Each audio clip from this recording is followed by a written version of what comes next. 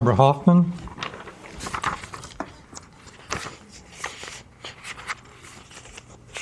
Good afternoon.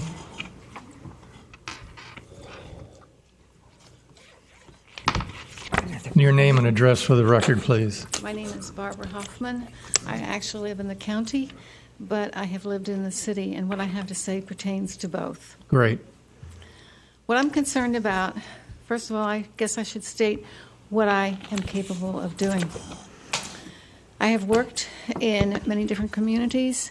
I was born and raised around the Chesapeake Bay. Ms. Hoffman, could you pull that down and speak into the microphone? Certainly.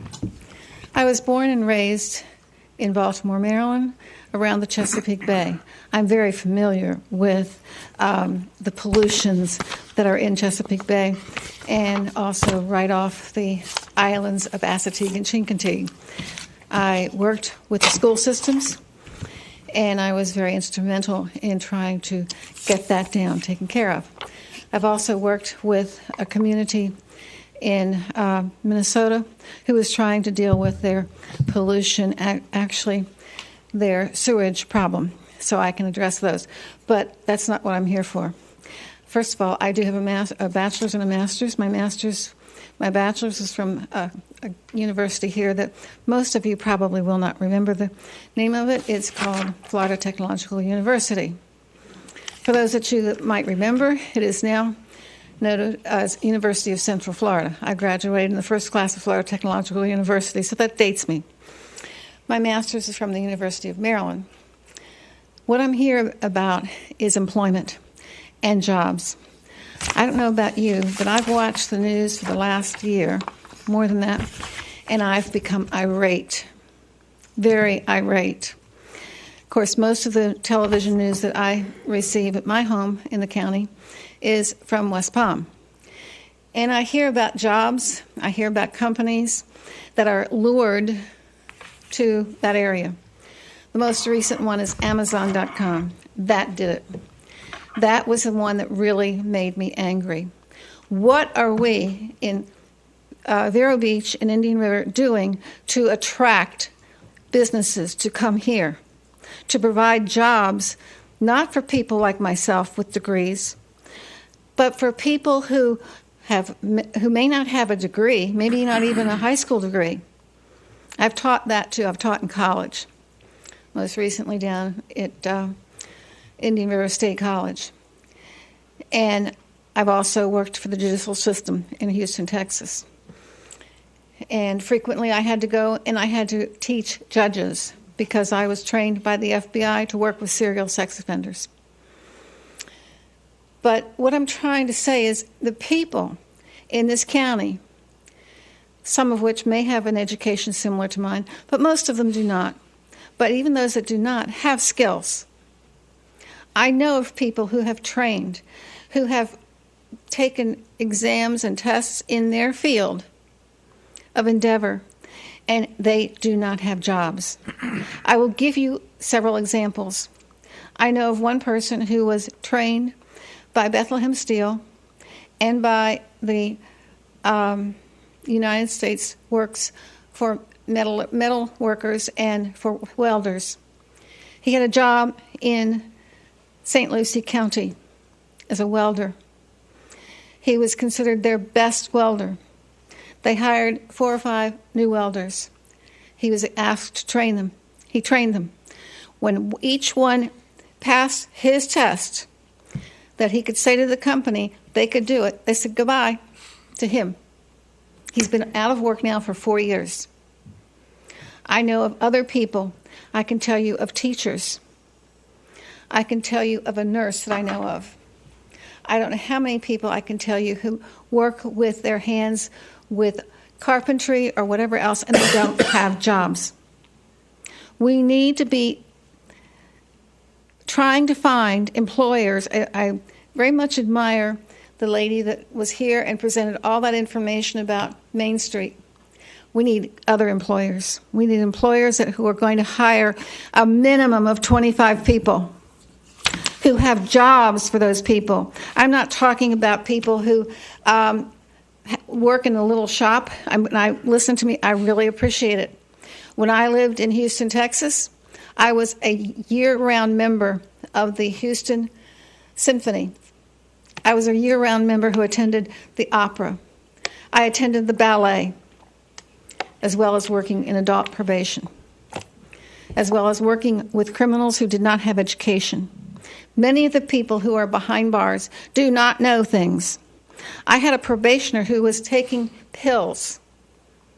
I didn't know this because she was on welfare. And she said to me one day, she said, "Miss Huffman, I don't know what I'm going to do." And I said, "What is it, Catherine? What's your problem?" She said, "I don't know what I'm going to do about medication." I said, "Well, can you go to the pharmacy?" "Oh, no.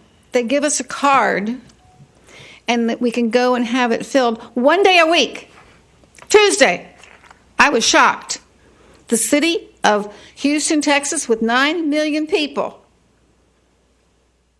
And I saw 75 people, probationers, every single day.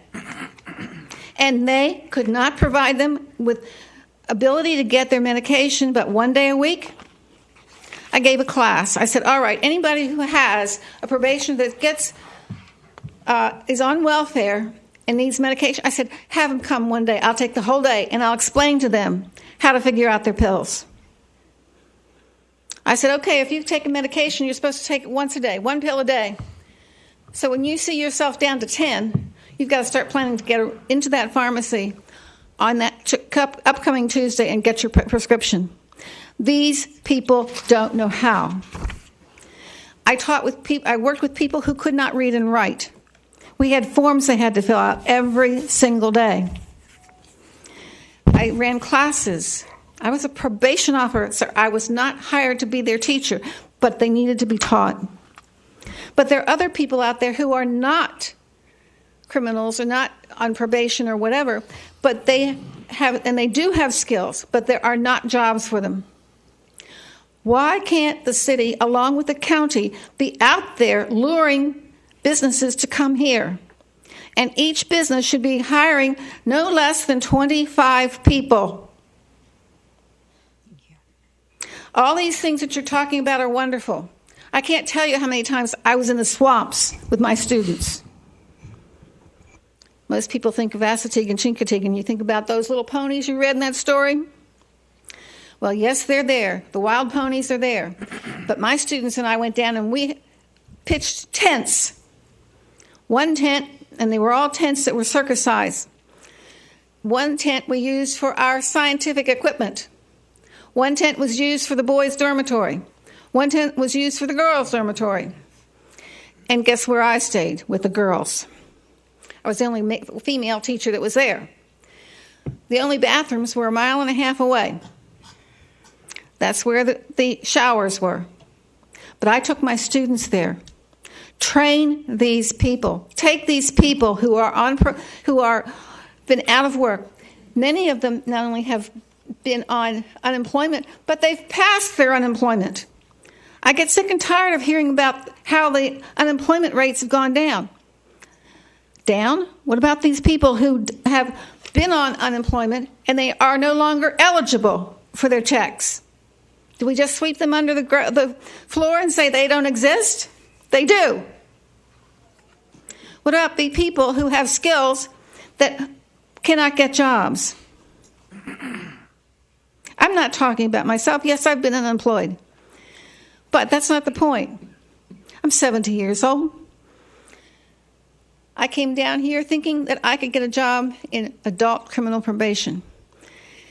Where I left when I was doing adult criminal probation and trained by the FBI, they begged me not to leave. Begged me. I thought I could get a job down here. I couldn't. But anyway, my mother came down because we had relatives here. That's not the point. Get these people off the streets. Get them jobs. They need it. Thank you, Ms. Hoffman. Ms. Wild, Ms. Vicki Wild. Thank you for your patience, Vicki. Your name and address for the record, please. Hello, my name is Vicki Wild. My personal address is 419 12th Street Southeast, Vero Beach, 32962. And I'm here on behalf of Keep Indian River Beautiful. I'm the executive director. And I figured I'd start off with just a little bit of background. 2 years ago, when I started as the executive director there, I wrote a grant to Keep America Beautiful and to Coca-Cola. I was awarded 50 Clearstream recycle bins. They're the portable recycle bins. Right. So we can use them. I wanted the county to know that anybody can use them at any times. If you're having any events, any fairs, anything, they're for free. Just bring them back. That's my request. So I started with that 2 years ago. I also then won a bait tank, a cigarette receptacle. It's the bait tank. I put it at the City of Vero Beach Marina. When I first went to put it in, I collected 2,000 cigarette butts in these 2 little rock beds. Put the machine in. Since then, I just did another study on that same area. It's 2 years later. There were 200 cigarette butts in those rock beds and 1,500 in the bait tank. So it shows that they are working. Last year, I partnered up with the Tobacco Free Coalition and with Keep America Beautiful, and we had another 10 additional bait tanks put in the county throughout our beaches and parks. This year, I'm pleased to announce that I've just awarded 2 more. So I'm going to have one put downtown Vero Beach, probably by Main Street, I'm assuming, because I already have one at Pocahontas, and then I'm hoping the next one's going to be at Round Island is where I'd like to put it. So that's just a little background on us. Now, coming to this year for something else that I'm kind of excited about, and I'm here to invite you to. Keep America Beautiful just started this new campaign, and it says, I want to be recycled. And what that does is, because each American each year produces 4.4 pounds of trash every single day. So we want to try and teach everybody about how to recycle, how that bottle can take a journey from being a water bottle into being a pair of pants or a fleece that's, the spaceships people wear, So it's a fun and exciting thing that we can teach all the kids. I teach them now about storm drains and storm runoff and everything else because that's very dear to my heart. And this is another avenue, which I think is a new program, which is exciting. So during that, I went and wrote another grant to CAB and Coca-Cola this year, and I was just awarded 5 outdoor recycle bins that are going to be permanently located. I got approval to have them put downtown Vero Beach. I figure along 14th Street where we have our downtown main streets, because I figure there's a lot of recycling there. And we can also still use my Clearstream bins there as well if we need to, but, they'll be there permanently. And then I have Republic Services has volunteered to actually pick them up and empty them for us, so it's not costing anybody really anything. So downtown Vero Beach has awarded us a charity for the month, and we are going to July 26th. The downtown, I'm going to invite Coca-Cola and everything, and I'd like to invite you all out there to say come and help us celebrate the unveiling of our new cigarette receptacle and our recycle bins. And then on the 27th, we also do Keep Indian River Beautiful. We have the store in the mall, and which actually right now we are gathering, our goal is to save the landfill. We want to save the landfill. So this is ways that we can help do that.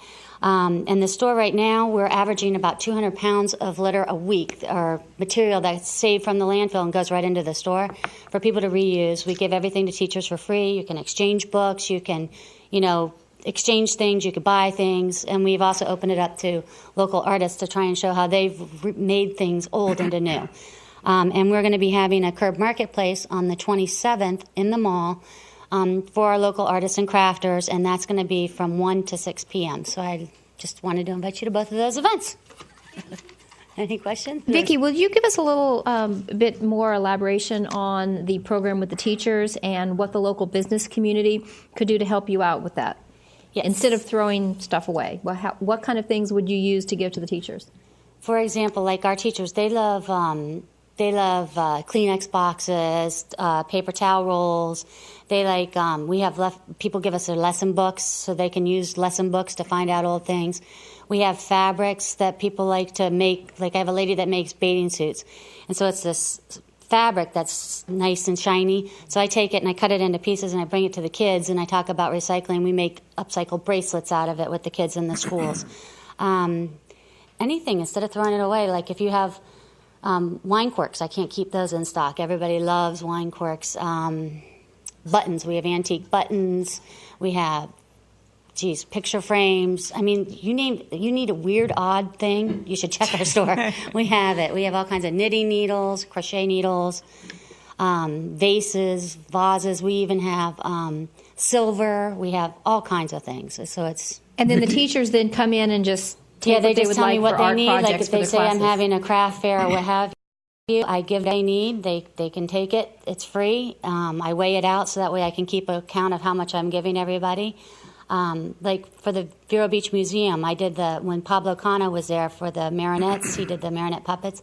We donated stuff to them, and the kids all did it. And now that actual display is there in the mall, so everybody can see the marionettes. It's just... I hope some members of our business community are listening or watching this and can help you out with that. Thank you. You have notebooks, everything. Do you have a website or a phone number, Vicki? Yes, it's www.curb, like Keep Indian River Beautiful, .org. So it's KIRB.org.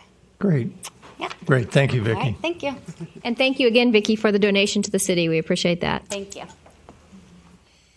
We are still open to public comment. Anybody who'd like to speak, please come forward.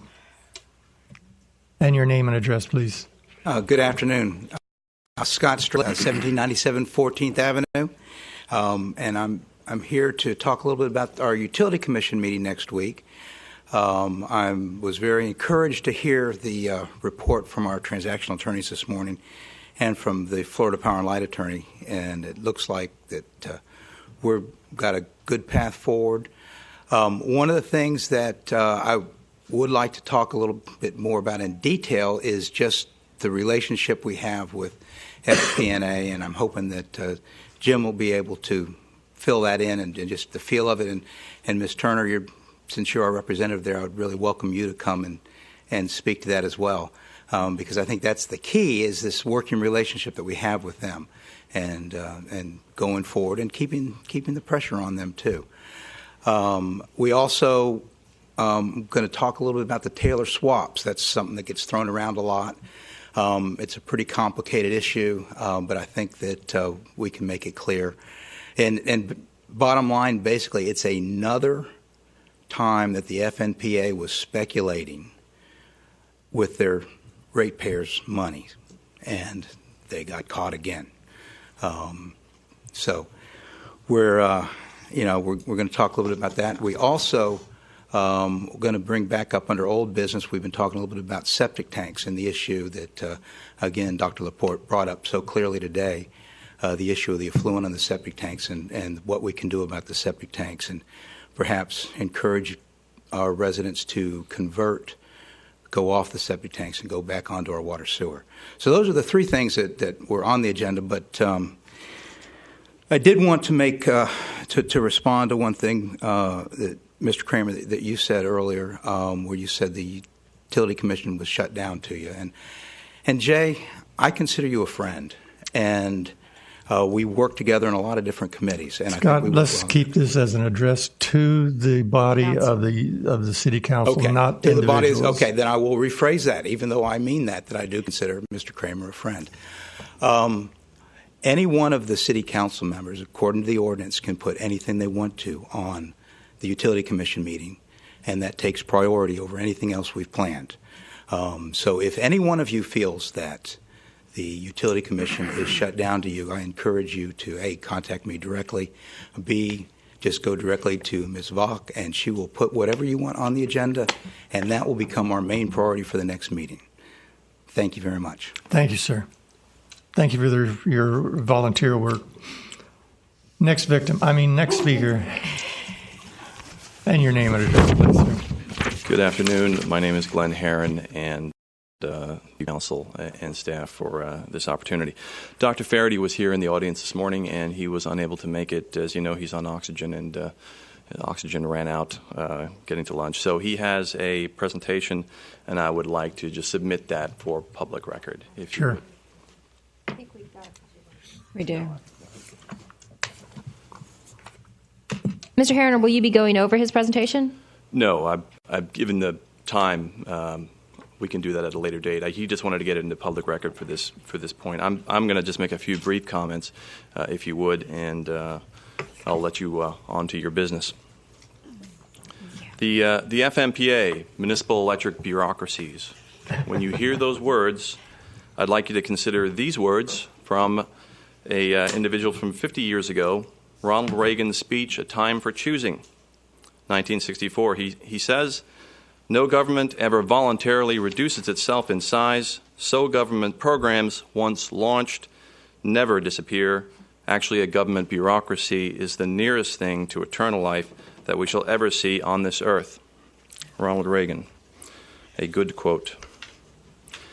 It's clear that opponents continue to block the rights of our community to sell Vero Electric. After 6 years of struggle, 64% of the Vero Beach voters, 84% of the electric customers have voted to sell to FP&L, yet opposition persists. While disappointed that there are individuals and bureaucracies who resist the will of the people, this opposition has long been expected. The problem has always been the FMPA entitlement assets. Such disposition obviously is essential to consummate a sale with FP&L. I certainly appreciate FP&L's attorney and our transactional attorney's comments today, their kind remarks regarding FP&L. And this problem is neither their fault, the transactional attorneys, city staff, or FP&L's. All of these individuals have worked very diligently, and they have brought us to where we are today. I believe the delay rests solely with the very nature of the FMPA and municipal electric bureaucracies in the state of Florida.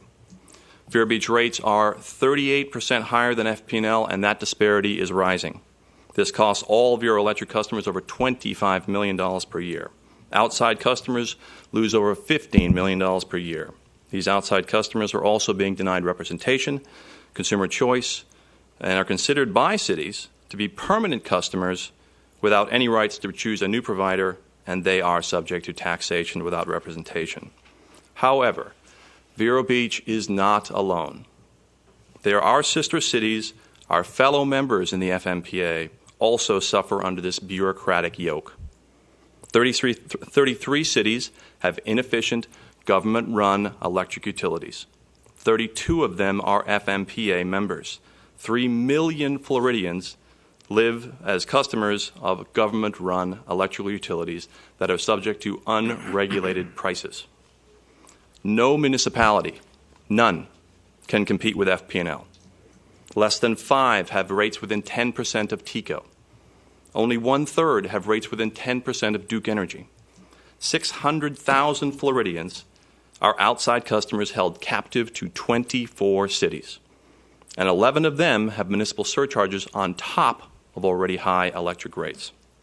This issue is costing Floridians and our Florida economy hundreds of millions each and every year, yet opposition to our right to sell Vero Beach Electric persists. Take a look at the FMPA's website. Go to their website. You'll see a video from their founders. They mention all for one and one for all.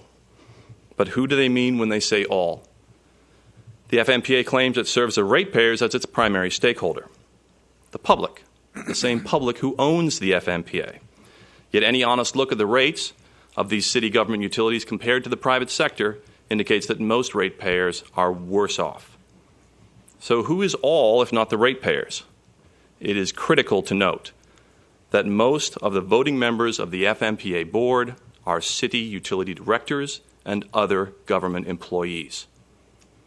Barry Moline, FMEA director and lobbyist, April 2012, writes in TC Palm, thus, even after transferring these FMPA entitlement assets, Vero Beach must remain a viable electric utility to cover these significant contingent liabilities.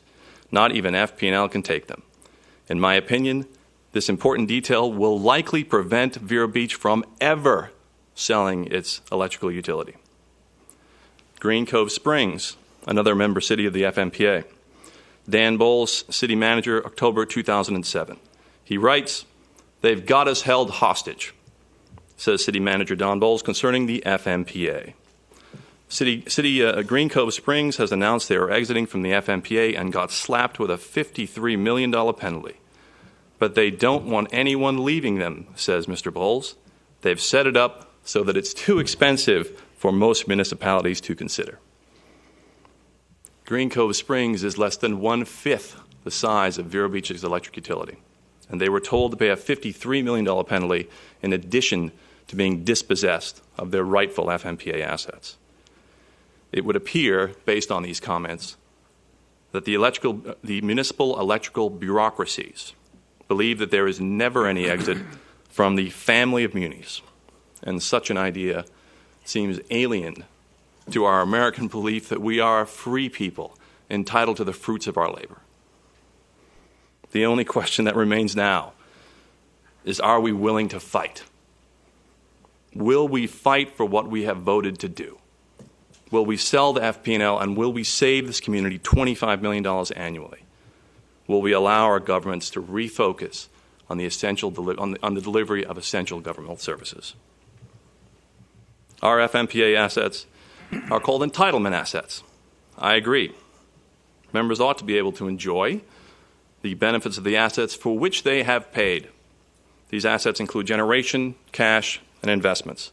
They ought to have the right to these assets without being told by the opposition that these assets have no value, that these assets can only be transferred to other member cities that likely don't need the power, that such transfers will cost millions in penalties, and that we should be dispossessed of the significant investments we have made in the FMPA for the last 30 years. My recommendations for action. The City of Vero Beach, Indian River County Board of County Commissioners, and Indian River Shores should partner. You should hire a public relations firm to direct and support activism in the other member cities, both inside and outside their communities.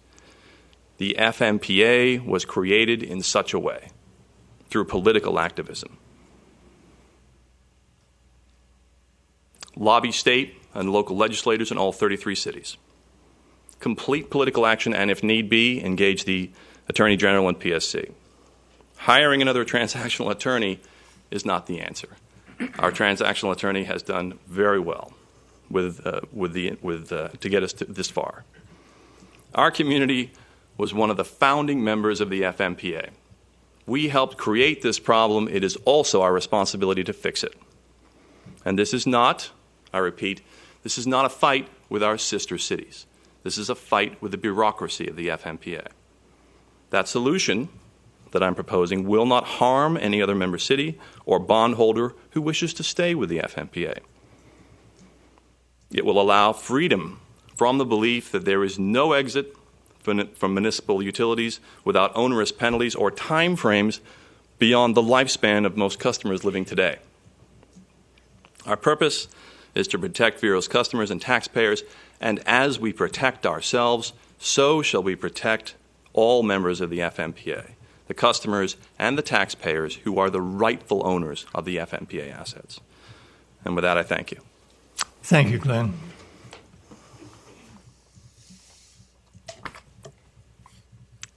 And your name and address for the record, please.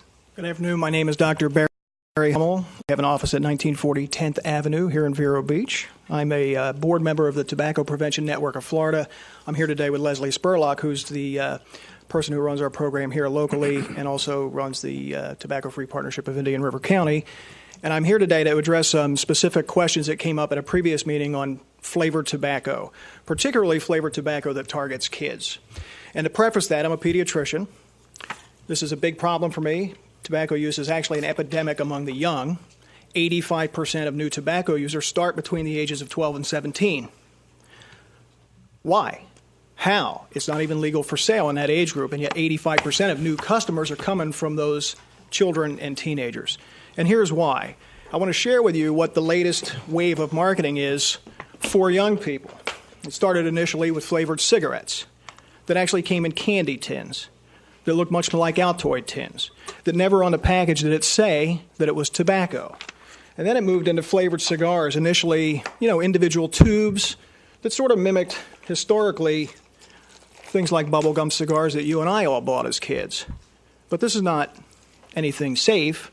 This is a full-sized, grape-flavored cigar. That packaging has changed to something I'm going to pass around to you guys. I bought these last night specifically for you to open in here and take a whiff of. This one's strawberry. This one with a price break, buy two, get one free. So this cost me $2.40, 80 cents a piece. That's more, a bubblegum cigar is actually more expensive than that, by the way. This is an individual grape cigar that cost me $1.29. These are not for old guys going down to the dog track. These are specifically designed to target our youth. And they've even moved into new forms of spit tobacco that mimics candy. This is snus, if you've heard of it, great. Most people who are adults have not, because it's not designed for you. It's a safer, cleaner form of spit tobacco for children. And if you compare that to a package of breath mints, you'll see exactly what the deception is. So this is a problem that we've been confronting in Florida, actually nationwide, for a long time. It's had an enormous impact on tobacco use. The Florida Youth Tobacco Survey of 2012, for the first time ever, middle school and high school use of cigars exceeded cigarettes for the first time ever. Why? Because the cigarette regulations are very strict, the cigar regulations not so much. In the same survey, half of middle school students and 60% of high school students who admitted to using tobacco regularly admitted to using flavored tobacco. It's their drug of choice. If you go to young adults, ages 18 to 24, that number drops to 18%. We have no data on adult use beyond 25. This is clearly designed for kids.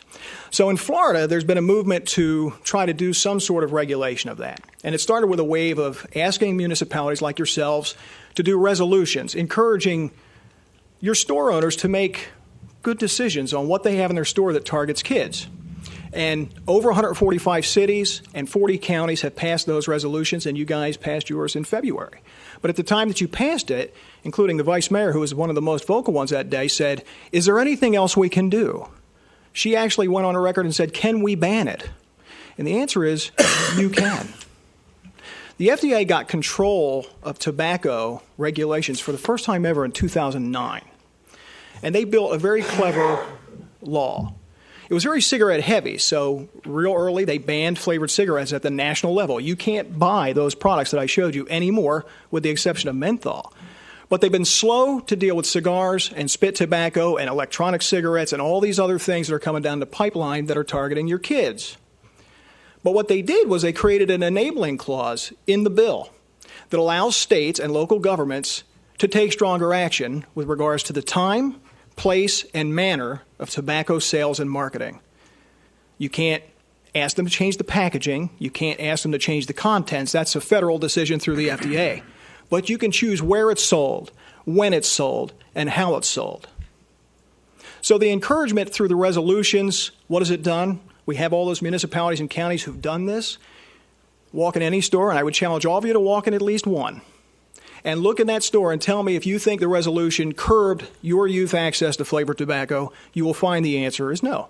They will still be sitting on the counter. They will still be where kids can even pilfer them. Because the goal of the tobacco industry is to get somebody to try it, get addicted, and become a lifelong customer. And they target the vulnerable and the impulsive. That's not me. I'm not going to walk in that store today at 50 and say, "Hey, today's the day I'm going to buy a grape flavored cigar." We're not going to do that. It's clearly targeting the kids.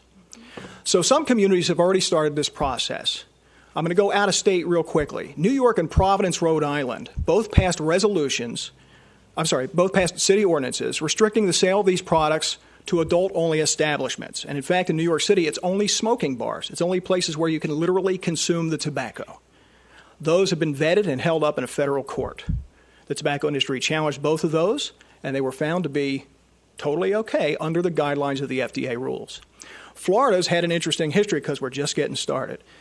South Miami, which is a city of about 12,000 people, actually passed an outright ban on all flavored tobacco, and that has not been challenged in court. That was passed last fall.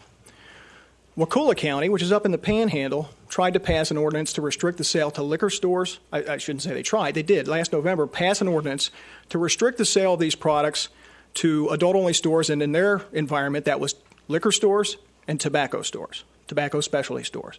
And why is that important? Because they actually check IDs. My father, who lives in town and is actually watching this, owned a liquor store in New Jersey, and you can bet he checked every ID because his liquor license cost $75,000, and if he made a mistake, he lost it. Tobacco licenses in Florida cost $25, and nobody's monitoring this in convenience stores. So if we can get the products sold where adults can still have access, just like when somebody wants flavored vodka, they have to go to a special store. There's nothing out of the ordinary or inconvenient when that happens. If we can move these tobacco products to stores where adults can still have access, but it's out of the reach and not available to our kids, we will have made a tremendous difference. Is there support for that in the community? Leslie brought my poster board. Where did it go? Oh, it's behind me. During the last Hibiscus Festival, we actually did a brief survey to find out if there was any support for this. So our SWAT program, Students Working Against Tobacco, put together basically a chart with some samples of flavored tobacco versus candy. And then they asked citizens from our community whether or not we thought these products should be put in adult-only stores. 195 people were surveyed at the Hibiscus Festival. 191 of them thought that that was a reasonable alternative. That's 98% of the people surveyed. 3 said ban it outright, and only 1 out of 195 people said, no, we shouldn't do anything about this. So I think we know where the sentiment of the community is on this kind of product. So, given that, I provided you in your packet with the language from all of the ordinances that I referenced, all of the different things that have happened, and also some draft language that's going on right now in St. Johns County to make it for adult-only stores as well. And we would hope that you would consider at least exploring that as an alternative in Vero Beach. We're happy to come back and do a more formal presentation or provide you with any additional information that you might need as you work through this. We're only asking you to look at it and think about what it means for your kids in this community. So with that, I'll take any questions. Thank you. Are there any questions? Leslie and Barry, thank you very much for bringing this. I've had a number of meetings with Leslie on this issue over the last almost 3 years now, and I would like to ask our city attorney to take a look at the different ordinances that they provided and research on if we can pass a similar type ordinance moving these products only to liquor stores within our city, and perhaps we could bring it to the county as well. Any comments from the council? I would agree with that. However, I'd like to make sure that we. I'll recirculate our March 27th memo on the subject. We already researched this. Okay. What would the council like to do? Do you want to start? I'd like to move forward with a resolution restricting it to. Well, it'd be an ordinance. An ordinance, And I'm sorry. our recommendation would not be to restrict it to just certain retailers. You're going to have equal protection problems with retailers. And that's what my memo says. If you're going to ban it for all retailers and give them a grace period to allow them to deal with their contracts and with their inventory. However, Dr. Hummel, you stated that there were municipalities who have banned it. Yes, ma'am. And moved it over to. South Miami is the one city in Florida that I can reference for sure that passed that and has had no legal challenges. It was banned citywide, though. Citywide. All retailers were prohibited yes, sir, that is from correct. selling the product. That is correct. Okay. I don't have any follow-up on enforcement issues or anything like that because it basically happened last fall, but due to no challenges. And I know that if you get outside of the state of Florida, there are other communities that have banned flavored tobacco and are looking to ban flavored tobacco. Anything that gets out of the hands of kids. I honestly believe, and this is just a personal opinion, that you are not going to impact adult use of tobacco if you ban it outright. Personal opinion. The one place you may make an impact, which is an odd one, is that some of these larger flavored cigars are used to lace with marijuana. That may be some of the adult use of the products because it masks the odor. Separate issue. But again, you're tapping into that with an outright ban. You're actually doing a world of good by doing that as well. I'm supportive of any of it. To me, it's about, I don't want to step on anybody's toes who think that it's an adult privilege to have a grape flavored cigar, which is why I look at the middle ground. But I honestly believe that there's not very many adults who use these products. Then, Wayne, if we could go forward with what your suggestion is in terms of the citywide ban. Does the council want to give this direction to the city attorney? I'd like to look at the issue. I don't want to make a decision about it right now. I know I've talked with the attorney general on some of the issues that they have with this, and it just seems to be that every time you do something changes around and they get around it. But yeah. I'd like to really take some time and look at this and bring it back for a discussion next time. Next meeting. That's fine with me. I'll throw out one other oddball one because nobody ever looks at time. And I've often floated the idea, well, why does it have to be sold all hours of the day? In other words, we restrict alcohol sales to certain hours of the day. Some communities don't sell it on Sunday. Some communities ban it outright. We don't blink on alcohol with the same issues. But the point I was making about that is if you sold all tobacco products after 8 o'clock at night, you're going to prevent kids who are going to and from school from going into a convenience store and having any access to tobacco. You would have to couple that with some sort of strict product placement to make sure the kids couldn't pilfer it while they're in the store. But it's just another idea because your concern is treat everybody equally. Exactly. A time constraint does treat everybody equally. It still allows adults who want to access those products access. It's probably a more interesting twist than an outright ban where, why are you banning something that people can, should have access to if it's a legal product? So it may address some of those concerns. But I'll just throw time out there because nobody ever addresses time, and I happen to think time would be a very clever way to actually do a workaround with this. So if you have any questions about that, I'm happy to answer those too. The only thing I can say about alcohol, there's a specific statute that authorizes cities, a state statute authorizes cities to regulate time. You have a federal statute that does the same thing for tobacco. That's what I'm saying. The Wayne, FDA rules actually do that. Wayne, would you take a look at the South Miami South Miami ordinance? Well, I have, and if you like, I'll send you a copy of my memo again. Okay, let's recirculate that memo. Next meeting, would you give us a recommendation on whether or not you think it's feasible? Well, it's certainly feasible, and I actually spoke with the chief of police on this, and of course his position is he'll enforce whatever the council promulgates. Yeah. So if you want to put a ban in place, that's what we would formulate for you to bring back for hearing, and police chief will enforce it. Okay, let's put something together then, similar to South Miami. Okay. Present it to the council, and we'll take it from there. Is that okay with everybody at the council? It'll be discussed as an ordinance, yes. Okay. And if we don't have that available at the next meeting, then let's put that on the schedule as soon as you have the time to spend on that and invite these two individuals to be there as well that day.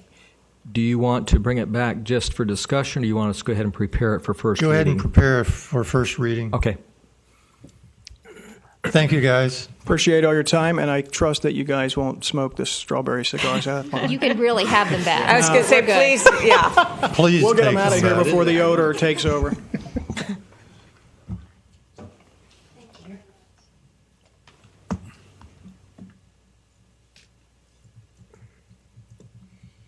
And our next victim. Hello, Charlie. That would be true. Thank you, Council. My name is Charlie Wilson. My mailing address is P.O. Box 651114, Vero Beach, Florida. I apologize. I have a cold, and I'm going to stay as far back from this microphone as I can for the protection of the next speaker. Watching this over all these years, I have to remember where we started. And where we started were a couple of individual voices in the wilderness, which was Dr. Stephen Faraday, and he was soon joined by Glenn Herron, who prodded me into thinking that perhaps we could take the public's horrible electric situation and take it to an election, and then we brought it before the council. So it was public activity that started us into trying to lower our rates. It was not government activity. Government activity opposed this the entire way, as did the FMPA. I'm glad to see that our council members are concerned about the higher rates and want to get the rates down. But the translation of that, let's get those rates down right now, means a permanent situation where we're paying more forever. Because you're still going to be, even if you get the rates down, which is supposedly some sort of temporary solution, which I don't believe is correct, that you're going to still end up paying a large percentage more per year, every day, forever. Because we're back in the same situation. And remember where this started. If you can't be competitive in the electric business, we need to be out of the electric business. That's where it started. And at first they said, well, we'll be competitive any day now. And they've been saying that for 35 years. It's not going to happen. The next thing they said is, just wait till this OUC contract takes effect. It's great. We're going to be right there with lower rates and wrong. We found out that that's wrong. It continues to be wrong. It is not an alternative. The only alternative is to go forward. This is not, they were alternatives before this. I want to remind you that we went to arbitration, that FMPA sent people here and stood before this council and said, tough luck. We gave them the alternative of trying to change the way they reimburse the city. They said no. Then we gave them the alternative. We brought forward the alternative of selling the electric before we got into the OUC contract. Our city manager at the time, Jim Gabbard, and his associates said no. Then we had an alternative where perhaps we could make something happen where the county people could get out from under this contract with Debbie Mayfield and Debbie Mayfield's husband. When we tried legislation, they said no. The public said yes, and the bureaucracy said no. This is not new. Then we had a chance to reject the plan before we went into the OUC contract. And you know what? The council said no. And they went into yet another oppressive contract that we still have to live under.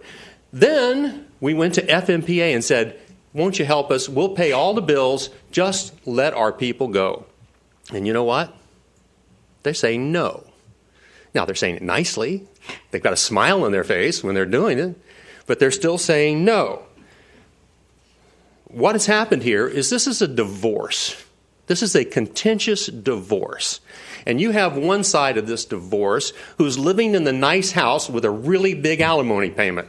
And you've got another, the city of Vero Beach, and our residents that are sitting in our little hotel eating TV dinners. There is no impetus at all for FMPA to be fair. They have never tried to be fair. They will never be fair. We gave them opportunity to be good suppliers. They did not do that. We gave them the opportunity to be good partners. They would not do that. We gave them the opportunity to be allies. They will not do that. Our problem is the FMPA. And I can tell you, without a shadow of a doubt, the reason that they want to go to a unanimous situation is because they already have a committed no. That committed no is Fort Pierce. They have already arranged for Fort Pierce to vote no. Now, at the same time, I am also aware that they are not a unanimous board. Like this council, there are people on the FMPA board who object to the FMPA's direction that they're going with, especially with the situation with Vero Beach. So, very much like Pharaoh and Moses, Moses did not get a chance to get his people out until pestilence ran upon the Pharaoh for a long time. And I believe that we are in a position where, for years, the public has given you 4 elections and 2 referendums to get this done. They're getting sick and tired of waiting. I agree with Mr. Winger that the FMPA has no reason to be fair. So, as a result, I just want to mention, because I've said, what are the alternatives? Now, this council is doing a fine job, and you're trying to play correctly. You're trying to make it happen. You're being friendly. You're going through the steps. Our legal counsel is doing the same thing, being very professional, despite a little bit of sniping. There's being professional going forward on behalf of the citizens of this community, and I applaud them for doing so.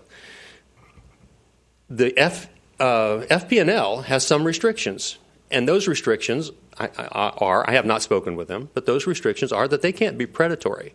So they can't have a huge fight with FMPA over the city of Vero Beach. That leaves the city of Vero Beach. So what can we do? And I would like to tell you, the first is regulation. In addition to the work that you're doing, trying to get along with the FMPA and trying to get a reasonable alternative, and they have shown that they have no intention of being reasonable. Not in their best interest to be reasonable. They don't care about us.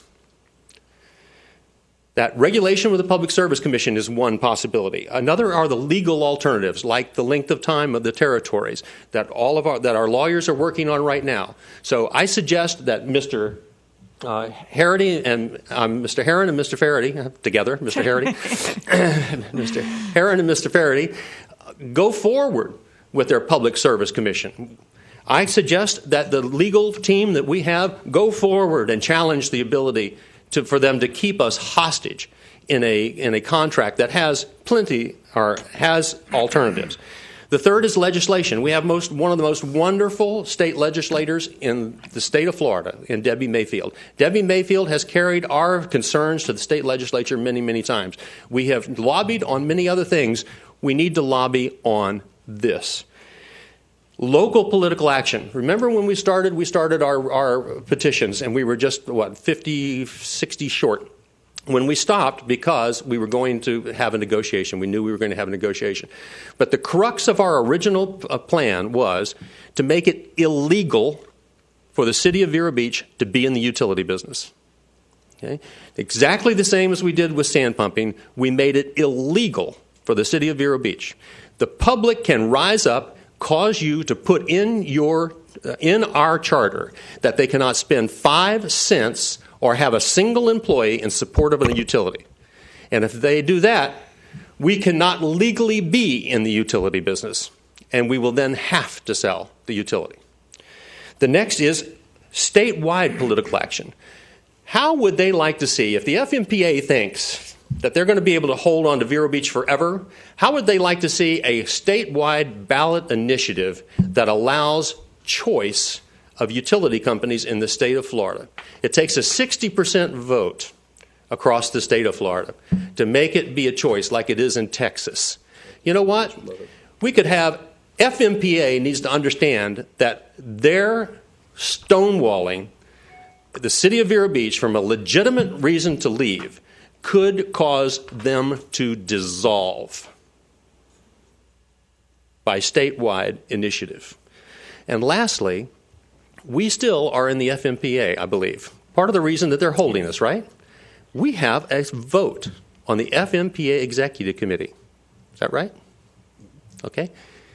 How would it take, what is the majority? 8? I think the majority is 8 members. If you had the support of 8 cities, 7 cities in addition to the city of Vero Beach, you could change that rule. Just like we get to tell our staff what to do, a vote of 8 people from 8 cities could sit up there in the FMPA and change that rule and demand that their staff allow the city of Vero Beach to go.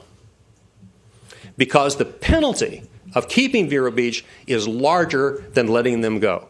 That's when FMPA is going to be cooperative, and not a minute before is FMPA going to be cooperative. So I would suggest, as a beginning, that we'll wait until August. We'll wait until the attorneys can get with this again. If they don't, I would like to suggest that the mayor take it upon himself, or with the reaction of the council, to invite the mayors of the other cities that are members of the FMPA to a conference, a summit on utilities in the state of Florida, hosted by the city of Vero Beach, to discuss with them directing the FMPA and our particular situation. I believe that the problem we have is that so many utility authority members are now representatives on the FMPA. If we as a group have all the mayors here and say, you guys go back and appoint yourselves to these positions, and then we'll have a meeting of the FMPA, and let's let the mayors who represent the public, not the staff, but the public, so that they put the public first. And that we ask for 8 people, 7 others to join us. That's a solution. And it's a solution that's going to get the attention of the staff, just like the staff of this city would not pay attention until the people rose up and made them do it. These are just alternatives, but they are alternatives that will work. And the FMPA needs to understand that we're not going to take this forever. So my suggestion is, we don't want to do anything to interfere with the negotiations. We don't want to do anything to interfere with all the progress we've made so far. However, it should be known that there are alternatives. And before you underestimate the power of little people like us to be able to make change, you look back through history, see how many times it's happened. Because, ladies and gentlemen, FMPA is not going to bet their future on keeping Vero Beach if it is in danger. But that is the only way that you're going to have cooperation from an unregulated monopoly. Thank you. Thank you, Charlie. Anybody else would like to speak to the council? Seeing none, we'll close the public hearings. Is there anything anyone would like to pull from the consent agenda? I would like to ask if there is a member of the audience from the Buggy Bunch to speak on their event. Yes, if you'd like to come up and speak during public comment, and then we can decide whether we want to pull that off the consent agenda or not. Yes, please. Is that all right, Mary? Sure. Thank you. My name is Kelly Sartain. I know I've met most of you before. I am the executive director of the Buggy Bunch here in town. The Buggy Bunch is the largest 501c3 in the state of Florida for young families, and it happens to be located here in the city of Vero Beach, which we're very proud of. I am a city resident. I don't know if I need to tell you that or not. I live at 2861 21st Place here in Vero, 32960. The reason that I'm here today is because the Buggy Bunch is holding a fundraiser in Riverside Park called Food Truck Frenzy. I'm sure a lot of people have heard of the event. It went live on Facebook less than a week ago, and we have about 1,200 likes, I think. It's kind of crazy just sitting here watching on my cell phone. We've gotten over 100 just in the past couple hours, so it's growing exponentially. The reason that I'm here is not just to tell you about the event, to ask you for a permit to sell beer and wine during the event on August 17th, and also to invite you. So first of all, the event will be held under the Oaks at Riverside Park from 5 to 9 p.m. We've invited a lot of local vendors, which is really great, I think, for our community to support local business. And most of them have said yes, so I think we're going to have a really great turnout with regards to local vendors, which is nice. We also have invited vendors from Miami, Orlando, the Palm Beaches, etc. So we're going to have about 20 gourmet food trucks. And when I say gourmet, I mean some of these chefs have graduated from the Culinary Institute. It's like really good food. I don't know if you've been to metropolitan areas where they have food trucks or not, but it's going to be a great event. It's not like fair food. And not that there's anything wrong with that, but this is a little different. So we also will have about 4 or 5 dessert food truck vendors. And it's sure to be a really great event. So if you don't have any questions specifically about the event, I wanted to let you know that we've worked with Rob and the City Recreation Department to make sure that if you guys do approve beer and wine for the event, that first of all, the Buggy Bunch would not be selling the alcohol. We are going to have a contract with someone who has a liquor license. So that's the first thing I wanted to point out. The second thing is we're going to have a designated area where we would sell the alcohol, and we've also been working with the police department to make sure that we have police that are there. And I don't think that there were any other concerns that we needed to address. Again, I just wanted to make sure that you guys knew that it was under the Oaks in Riverside Park is where it's going to be taking place. So okay. Thank you very much. Thanks, Kelly. Thank you. Anyone like to pull anything from the consent agenda? Move to adopt the consent agenda. Second. All in favor? Just for discussion. Under discussion? Sorry, I just want to make one point for discussion. This is on the 18th Street stormwater treatment. And I think there was just some real important things there I wanted the public to hear, that the stormwater baffles that we are utilizing are the most deficient. The next step would be a retention pond. So for what's on the market right now, we're removing the most amount of nitrogen, phosphorus that we can. Also, that with this contract, it completes the city stormwater discharging system directly into the lagoon. The majority of our outfalls, we still apparently have some FDOT ones. I'm not sure what kind of program we can work with them to start addressing them. But I think it's a great effort on behalf of the city's part, and I just wanted to make sure the public knew that. Great, thank you. And with that, all in favor? Aye. Passes unanimously, thank you. Item 3, public hearings, a resolution to the City Council of the City of Vero Beach relating to reuse water rates and charges, repealing Resolution 2012-23, establishing amended reuse rates and charges, providing for effective date requested by the Water and Sewer Department. Rob is here, but to answer this and make it short and sweet, what we're doing is maintaining the existing reuse water rate that we have presently in existence. This was something that we should have done probably back in January. but we had to wait and see how the county was going to affix their reuse rates. Any questions from the council? Is there anyone in the public who would like to speak to this issue to the council? Please come forward. Seeing none, we'll close this portion of the public hearing. Do I have a motion? So moved. Second. Ms. Vaughn, would you call the roll, please?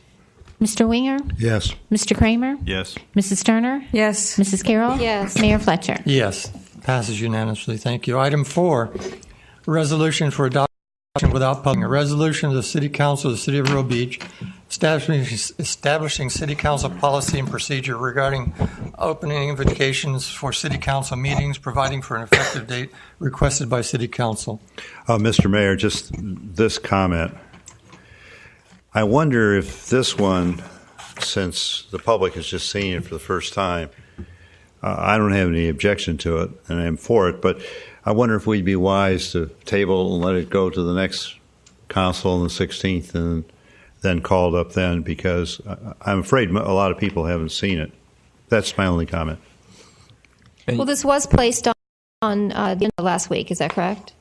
When the agenda came out last Wednesday? It was talked about, but this was the actual resolution that the city attorney came up with for this meeting. You can certainly carry it over or even set it for a public hearing if you like. It's up to you. It's just that. Well, that's what this will do. We'll set it for a public hearing. Let's do that without public hearing. It'll be the next meeting, next... It doesn't require a public hearing, but if you want to have one, you can, certainly. Let's set it for a public hearing for the next meeting. Thank you, Mr. Mayor. Is that okay with everyone? Yeah. Probably should go ahead and have a motion and second and what have you on that. You need a motion? To move it to I'll make a public motion hearing. to move it to the next meeting for... I'll second it. All in favor? Aye. Aye. Do we want to do the same thing for item C? Yes, I would. Personally, I'd make a motion. I would still like to discuss item C. I think we've had it. Yeah. Let's go to item B then. We'll discuss as in for resolution and adoption without public hearing. Item B, a resolution of the City Council of the City of Vero Beach releasing a portion of easement E identified in that certain deed of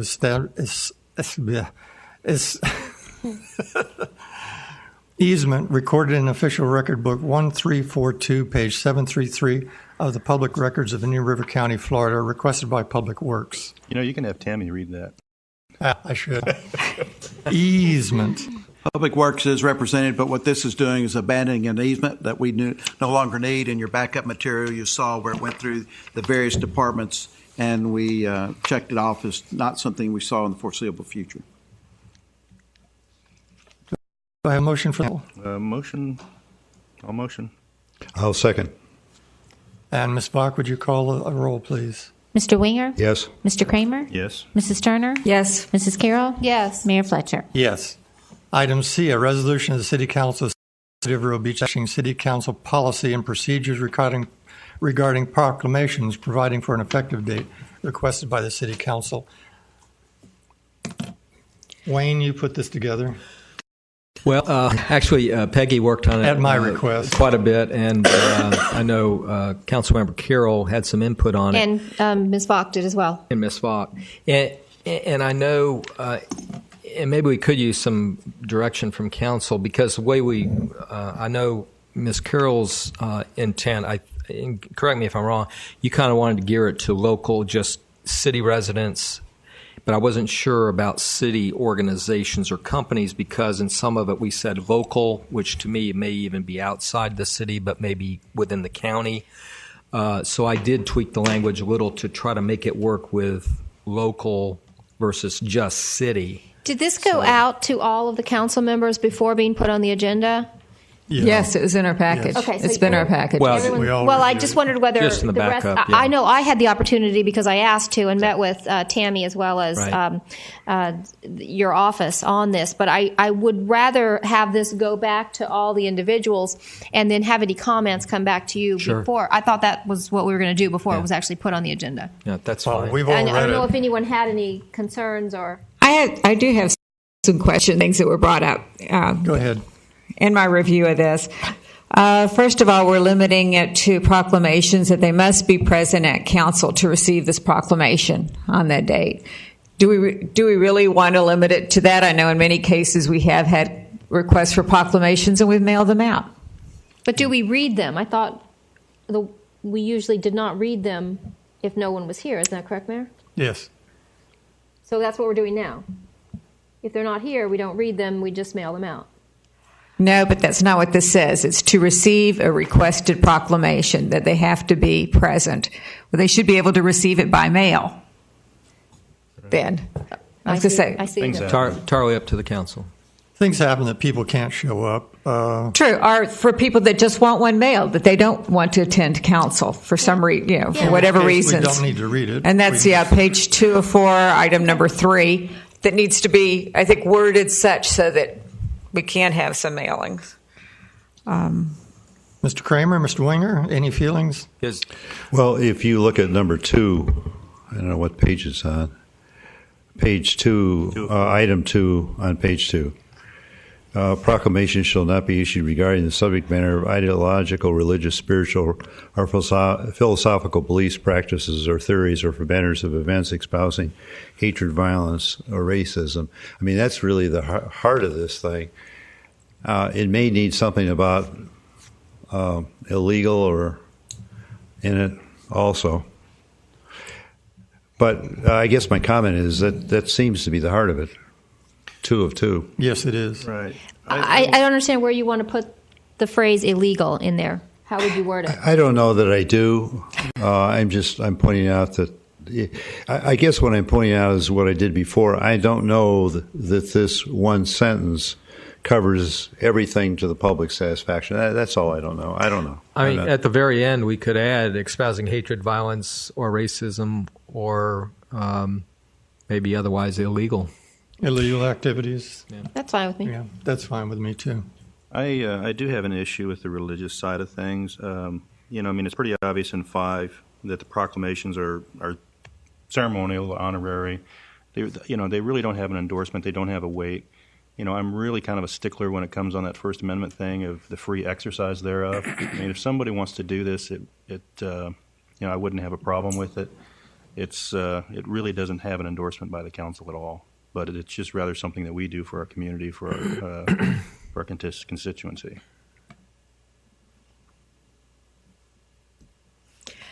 Okay, anybody else? I had a few comments? more comments. So you're just to be clear. So you're okay with that? I'm not okay with it. I don't want to see anything that restricts the free exercise of religion, because it cuts both ways. And we've stated quite clearly that these proclamations are not an endorsement by the city council. Well, that's what this is to formulate policy to make it clear to the public and anyone wanting to challenge what happens with proclamations that the city is not endorsing anything that anybody or anything. I agree that gets wholeheartedly with that. I disagree with the restrictive nature of who we give out the proclamations to. Pilar, you had some other issues? I do. Events not in the city, do we want to restrict this to, I think Mr. Khan was speaking that earlier, that in many of the other proclamations, policies, they had that they restricted it to only events within our city.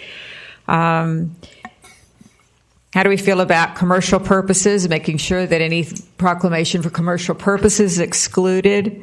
Do we want to continue family reunions? What number are you at, honey? Set the bullet points. Page. Oh, I'm just going through. I'm on page 2, more or less, but just things that in other proclamation policies were addressed, and that we chose not, I guess, to include in this first draft, and just wanted to see how the council felt about it. Reunions, birthdays, wedding anniversaries, are those still things that we feel comfortable giving proclamations out and we want to continue? Yeah, I've done birthday things that I just you had one recently out. for a family reunion. No, and I've seen that specifically from other cities' policies, so that's why I just wanted to ask. Anybody have any strong opinions about that? No, nobody cares. We can do these kind of things, to celebrate our constituents. I mean, people like to see these kind of things. I mean, for us to come by and just put a signature on it, it's not a big deal. Yeah, these are, as Wayne and I spoke many times so far, these are guidelines. They're not hardcore Yea, verily, thou shalt not. We needed guidelines, and I think this does quite well. The city has no place advocating a business or a religious stance. That's where this really comes from. We're not going to say this business is the best there is in Vero Beach, and that's where we need the guidelines. Mr. Mayor, this comment is self-evident, except it's not in it. I always read these things, and there was one. I have no idea what it was. I didn't sign because I didn't agree with it. But it might be worthwhile saying that, in effect, a council member can either sign or not sign, their choice. I don't know. It's just a random idea. That's been done already. That's a given. I've had a couple in the past that I refused to sign. I have. I don't know. I think Ms. Carroll has declined the signature also. And that's something we all hold. Well, if you put on here it has to have at least 3 signatures. If it had 2, it would be ridiculous, I don't know. Yeah, I don't care that much, but. Okay, this is not require a public hearing. Is that correct, Wayne? It doesn't, but if we're going to modify it a little bit, of course, we'll bring it back. Let's bring it back with A again. When you bring the other one back, bring this one back with the modified wording. Is that okay with the council? Which specific changes have you asked him for? The only thing I've really got so far is having to do with number 3, not necessarily having to be present to accept I think that's the proclamation. it. Okay. And nobody was interested. And the other thing was paragraph modification. 2, adding anything that's any kind of illegal event or matter or activity. Okay, bring those both back for us then. Okay. You want those as public hearings? Yes. Okay. Tammy, I'll put it on for public hearing next time. We need a motion? It probably wouldn't hurt to have a motion. Second. So moved. Vote. Make a motion to revise as amended. Second. All in favor? Aye. Aye, and they'll be coming back as for public hearing.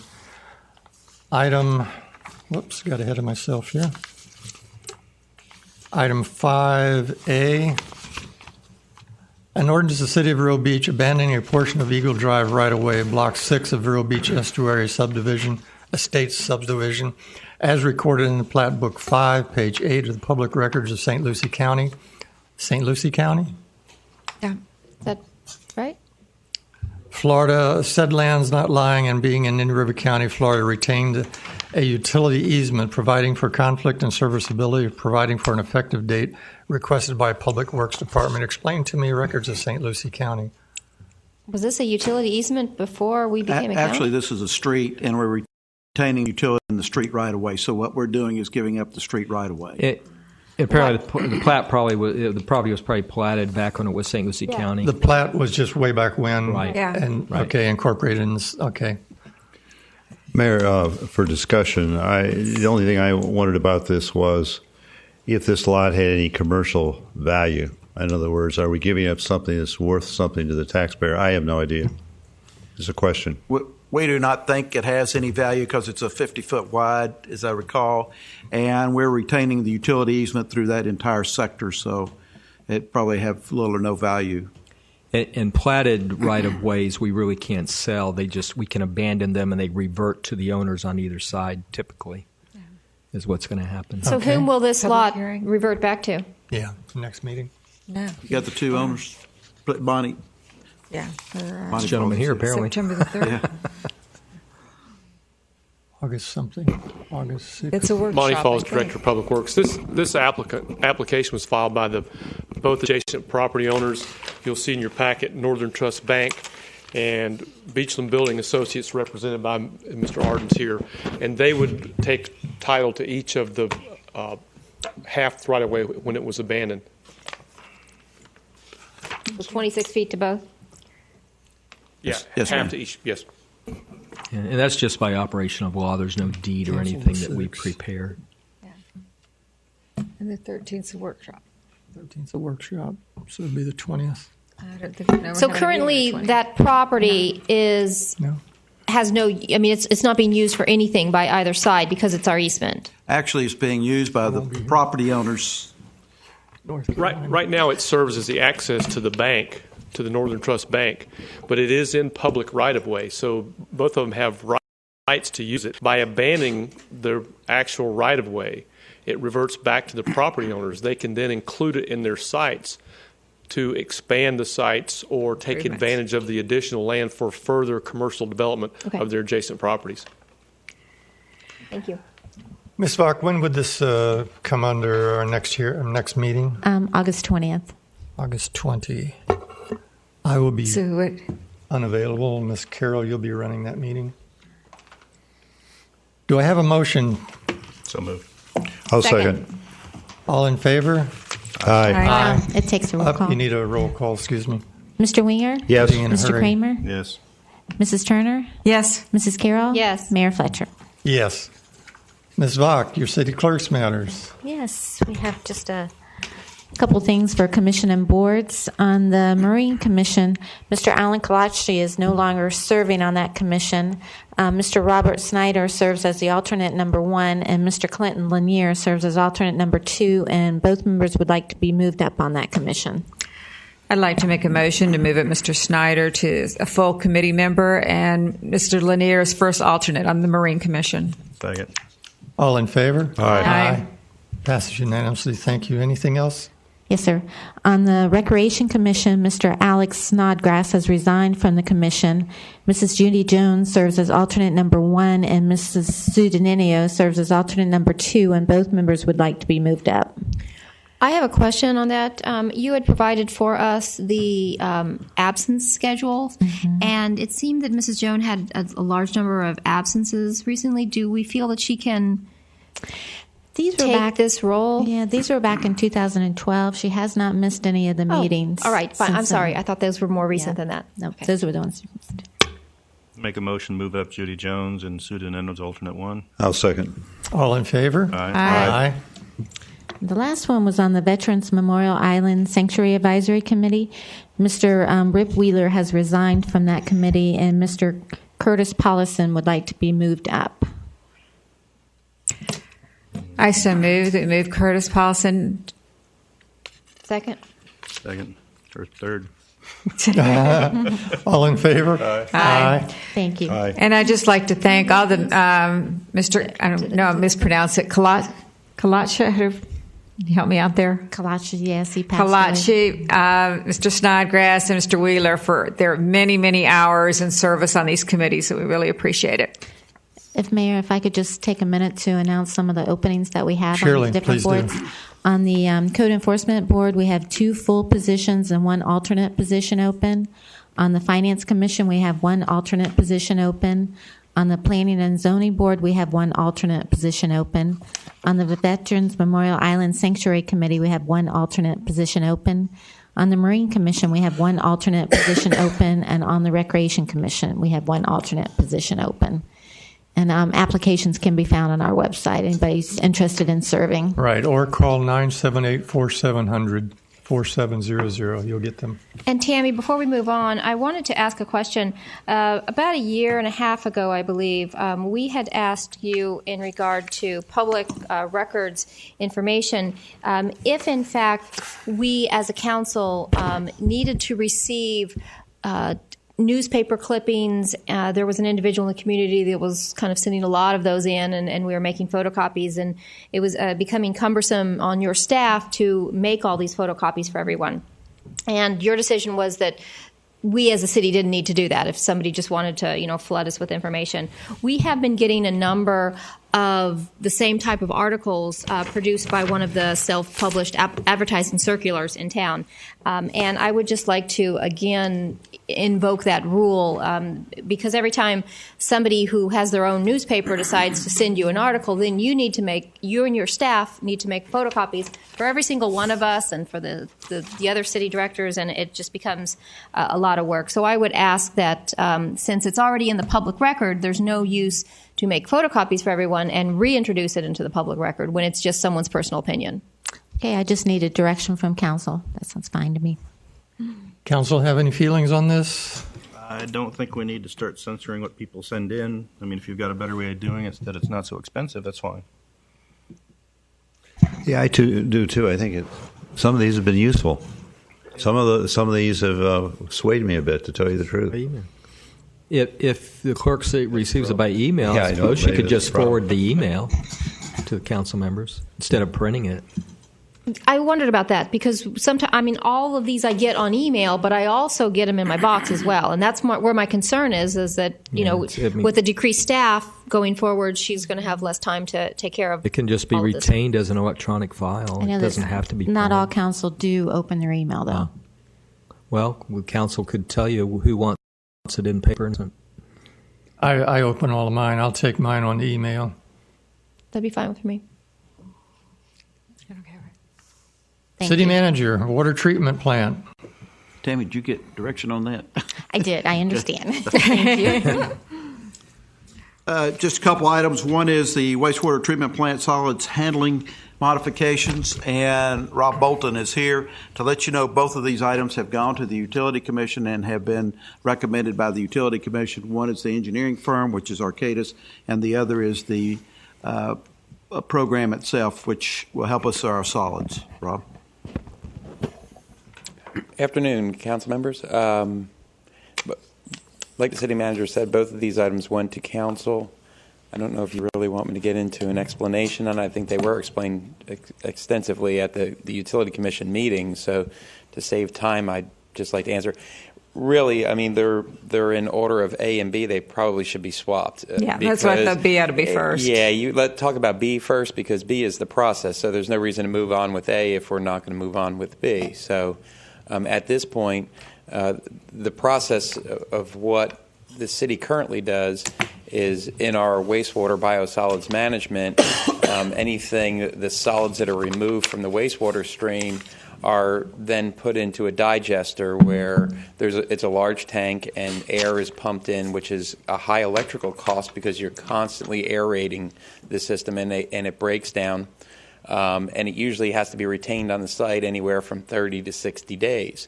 Minimum 30, so usually we're running around 40, 45 days. So you have a lot of electricity that's going into just aerating and keeping the aeration going in this for the process.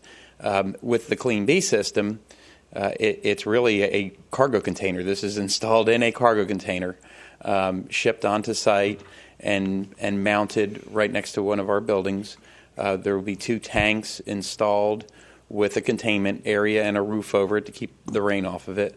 And 2 chemicals are used, and they generate a chlorine dioxide that is mixed with the sludge coming right off our clarifier. So there's no digesters. They're completely removed out of the process. And in 10 minutes to 12 minutes, by running the waste through this system, it now meets the same Class B standards that we're currently producing. Right now we landfill, and we'll continue to landfill, but PCR Environmental is working. They've already, since we started this whole discussion with our Utility Commission, we were kind of in the lead of all this, and Fort Pierce jumped ahead of us, and they've already approved the Clean B system for Fort Pierce and have started their design process. And there's some other RFPs that are out there for Port St. Lucie. And the reason Port St. Lucie went out with an RFP is they're looking at contracting possibly with BCR for the entire process. So it would be not only the installation of Clean B systems at 2 of their plants, but also putting the composting facility and everything at one of their plants, and then contracting with BCR to run the composting facility itself. So Port St. Lucie is interested in receiving some additional Clean B product from us and Fort Pierce so that it makes sense to install such an operational facility. So if you approve this today, I'm working on a draft letter from the city itself, probably with the mayor's signature, saying that we are interested in the composting concept because we feel it's an environmental benefit to all the citizens in the area. You're not filling up landfills any longer. You're doing something that's a positive with the final end product. And I'll come back at a later, probably next August meeting with that for your approval. So. Would the compost be landscape grade? Wendy is here. PCR, and I don't know the answer to that question. Let me have her come up. And if it could be used within the city through our landscaping projects. Yeah. Hi, Wendy. Your name and address, Wendy, for your address for the record, please. Sure. My name is Wendy Broly. I'm with BCR Environmental, and my address, I'm in Lake Mary, is 106 Crystal Ridge Court, Lake Mary 32746. And so to answer the question regarding the compost, it is landscape grade. In fact, there are several uses, several applications for this type of compost. It's a premium compost. It's an ideal compost characteristic. It's a great consistency and zero odor. So you can use it in your yard. You can use it for your grass. You can use it for landscape projects in the city. Golf courses really love the material. And agriculture, obviously, is a great option as well. Based on our numbers, what type of square yards would we be developing each year? Each month, perhaps. Well, Port St. Lucie is actually looking at putting in a 50 wet ton per day compost facility. And that's going to treat the material at Port St. Lucie as well as Fort Pierce and Vero Beach. I apologize because I don't have the number off the top of my head in terms of what the compost production is going to be. I do know what that is going to mean, though, as far as the amount of biosolids that will be processed through that facility. So our material would be going there, and they would be composting it. I'm sorry, I thought we were going toward the fact that we could compost here in the city.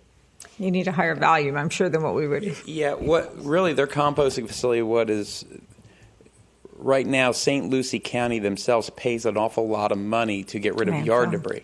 So the composting is going to be a mixture of, they're going to take yard debris plus the biosolids from the surrounding areas, and that's what's going to get composted together and produce the compost that can be used all over. So we will be hauling down to the St. Lucie or Port St. Lucie site. Now, we could purchase back from the I don't know exactly the details of what they're going to do with the final end product, but it's not going to be like a bagged type thing. So it would be a truckload. We would probably have to be buying some type of that matter back. Does the Port St. Lucie compost facility currently exist and is up and running? No. That's what they're working with Port St. Lucie on right now. It'll be at their Belglade plant. My point being, if we do this, we won't have anywhere to ship our biomass. We're still going to landfill for the time being until the composting facility is. So they're looking for critical mass to get the thing running. Exactly. And we still have a $225,000 a year savings without composting. So we don't know if composting will be cheaper than landfilling and how that'll all work out. And my discussions with BCR has been if it's the same price or cheaper, we would definitely be interested. Just if it's the same price, just from the environmental part of it, makes a lot of sense. If it's cheaper, it makes sense on both parts. Yeah. One more question. This may be for Wendy. I did attend the utilities meeting, but the one question I didn't have answered from that, and that was, I believe it's a sulfur dioxide process. Chlorine dioxide process. Are there any residual leftover chemicals after this process that need to be disposed of by the city? None. The chlorine dioxide is consumed in the process. There will be no residual in the centrate that comes off of the dewatering device. The material, or the centrate that goes back to the headworks will not have a residual. And the residual in the biosolids is, it maintains the nutrient quality within the biosolids, so it actually is a benefit to the overall wastewater treatment process. And the digesters that will be removed from service, is there any salvage capabilities for those? No, they're really just a tank and some mixers, and we were going to spend some money and have to rehab digester number 2, so we do save some construction funds by not having to do that. And don't forget, this system, what we're designing is portable, so whatever we do, and that's why the evaluation I did was based on the 2021 numbers. So it pays for itself, saves us money, and then it is portable to whatever we use it for in the future. But the digester tanks we currently have will just be sitting cleaned, there? Yeah, they will just be cleaned out and just left to decommissioned. Sit there. We can decommission if you want to decommission them. Long term, I'm sure it'll be decommissioned, but for the short term, I would just say let's leave it up for now. What is the council's pleasure? Item B. I think this is a fabulous new methodology, new technology that will save us money, and I think it's a great idea. And thank you for researching this and finding this, and thanks, Wendy, for coming in to share with us the information about this new technology. You want to authorize the city manager to go ahead with this? So moved. I'll second. Is that for both A and B? Both A and B. Okay, for A and B. Any other questions on A? I was talking about B. Yeah, for B, if you want to just do them separately, that's fine. It's fine with me if you want to do them together. All in favor of A and B? Aye. Aye. Passes unanimously. Thank you, Rob. And I'm glad I brought Wendy up. She sat here all day long. So at least she got up here and was able to say something. Thank you for your patience, Wendy. If there's any other questions to the mayor or the council, be very happy to try to respond. City council members, old business. Mr. Winger. Well, what I would like to say is that I was glad to see Mr. Igo come with a plan. We'll see how the plan works. I don't know how it'll work. And even if I did know how it would work, I don't think I would comment on it. And so that being the case, with the understanding that he said in August we would have feedback, our next meeting being August 2nd, if Mr. Igo comes back on that date and gives us the feedback of where he is with FMPA, I would like to pull this item. Okay, Mr. Winger. That next meeting will be August the 20th. 20th. Well, if he can come back and comment as he did today, I thought it was most useful. Ups and downs, but regardless, what I wanted was a step forward. What I've always wanted is a step forward, and presumably we have one. We'll have to see. Is that okay? So the council wants us. We'd be very happy to invite Mr. Igo back. Okay. Is that what you'd like to see, Mr. Winger? Yes, that's what I'd like to see. Okay. I'm happy with that. I think this would just get in the way of what he's doing. Let's let him do it and see what happens. Is that okay with the council? Let's bring Mr. Igo back. I have no problem with it. Okay, We'll Jim? proceed. Yes. New business, no new business. Individual council members' matters. In the interest of time, I'm going to pass on this. Ms. Carroll? I'll also pass. Ms. Turner? Sorry, I've got just a couple of things. I wanted to congratulate Lieutenant Matt Monica and Lieutenant Matt Harrelson. They brought in 6 gold medals and 2 silver medals at the Florida Police and Fire Games for the city of Vero Beach. I want to remind everybody there's a Treasure Coast Regional League of Cities meeting tomorrow. If you want to go see the National Elephant Center, meeting at Marsh Landing at 9:15. 9:15. That's it. Thank you. Mr. Kramer. Well, I got a whole list of things, but I'm going to just kind of pass on them. I just want to mention one thing. We did have our fundraising meeting yesterday, which was for the rec department. I think we're going to see a lot of good things come out of that. We've got some good feedback and some good opportunities in the community to get some events moving. Along that way, just for informational purposes, we also had a meeting on advertising the possibility. You all have seen some of the discussion, especially on the lifeguard benches, stands, and stuff. So we'll be bringing some concepts back for your consideration. Great. Mr. Winger? I have nothing. Anything else to come before the council? Hearing nothing, we are adjourned.